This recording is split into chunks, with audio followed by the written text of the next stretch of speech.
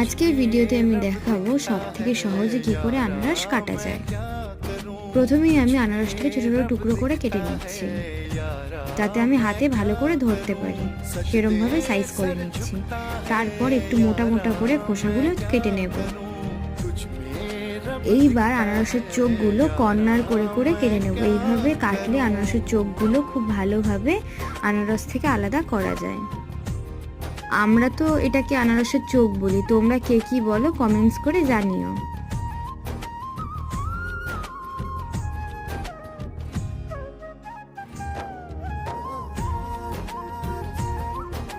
আনারসের চোখগুলো আরেকবার ভালো করে কেটে আমি দেখাচ্ছি।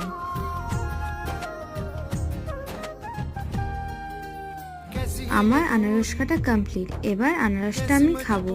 আর তোমরা লাইক, কমেন্ট আর সাবস্ক্রাইব করে দাও। টাটা।